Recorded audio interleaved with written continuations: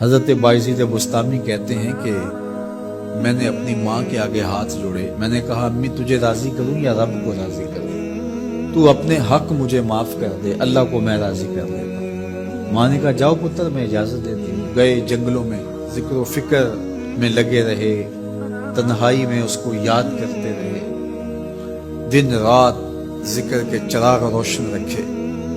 12 سال گزر گئے حق کی تلاش میں۔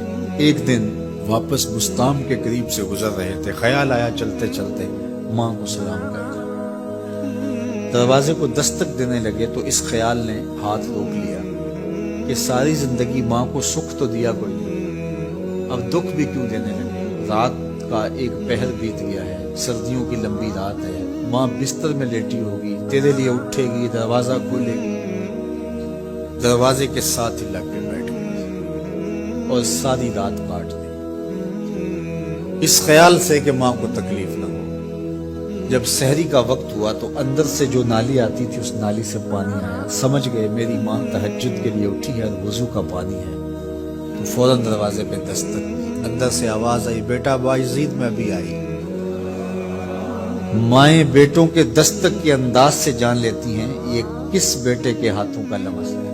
12 سال کے بعد آئی، دستک دی، کہا بیٹا باعزید میں ابھی آئی۔ ماں کی تو نگاہیں ہی دروازے پہ رہتی ہیں۔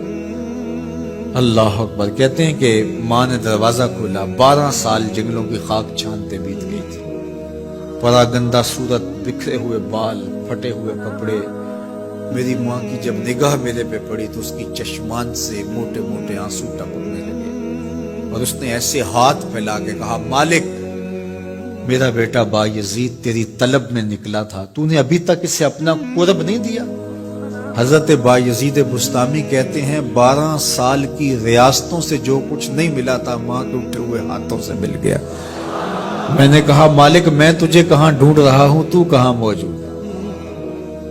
تو ماں باپ کی رضا اللہ کی رضا کا دروازہ کھولتی ہے۔ جن لوگوں کے ماں باپ ناراض ہیں اور وہ جا کے پیر صاحب کی خدمت کرتے ہیں اور میاں ماں کے قدم چومو، باپ کی ٹانگیں دباؤ، ان کی خدمت کرو، تمہارے پہلے مرشد وہ ہیں، ان کو راضی کرو، پھر کسی شیخ کامل کی صحبت میں آنا، دیکھو کیسے دل کی بند کھڑکیاں کھلتی ہیں۔ ایک مرشد تو ناراض کر آئے اور دوسرے مرشد سے تمہیں کیا ملے گا؟ تو راستہ یہیں سے کھلے گا۔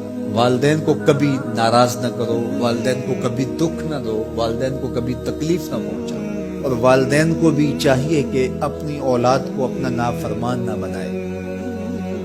ایک بزرگ فرماتے ہیں کہ مجھے برابر 30 سال ہو گئے ہیں کہ میں اپنی اولاد کو کوئی حکم ہی نہیں دیا، کوئی حکم نہیں دیا۔ کوئی چیز مجھے چاہیے بھی ہوتی ہے تو میں بصیغہ عمل نہیں کہتا، بلکہ ایسی بات کرتا ہوں، پانی چاہیے تو یہ نہیں کہتا بیٹا پانی لے کر آؤ، میں ویسے ہی کہتا ہوں پیاس لگی ہوئی ہے، تو اگر وہ سمجھ جائے اور وہ خود لے آئے تو اچھی بات ہے، لیکن اگر وہ نہ لائے تو میں نے اس کو حکم ہی نہیں دیا، امر ہی نہیں کیا، تو اس امر کی مخالفت ہی لازم نہیں آئے گی۔ تو کہا 30 سال برابر گزر گئے ہیں، میں نے اپنی اولاد کو حکم نہیں دیا کہ کہیں وہ میری نافرمان نہ ہو جائے، کیونکہ اگر وہ نافرمان ہو گئی پلے کچھ نہیں رہے گا۔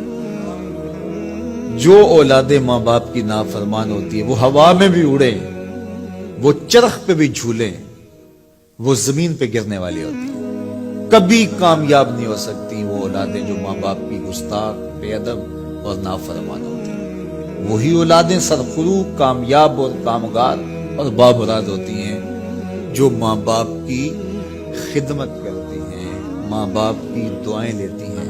وہ ایک بچہ ماں باپ کے پاؤں دبا رہا تھا تو ایک بچہ ایک بر اعظم میں، دوسرے بر اعظم میں، تیسرے بر اعظم میں بڑے بڑے کاروبار کر رہا تھا، تو کوئی اس کا دوست ملنے آیا، اس نے کہا کہ اس نکمے کو بھی کہیں بھیج دو، فلاں جو ہے وہ یورپ میں ہے، فلاں امریکہ میں ہے، وہاں اتنی بڑی کمپنی اس نے کھولی ہوئی ہے، اس نکمے کو یہاں بٹھایا، اس کو بھیج دو، یہ تو نکمہ کسی کام کا نہیں۔ کہا یہ نکمہ ہی تو میرے کام آ رہا ہے، یہ نکمہ ہی تو میرے کام آ رہا ہے۔ تو اولاد خوش نصیب ہے کہ اپنے ماں باپ کی خدمت کرے اور ان کے ساتھ حسن سلوک کرے۔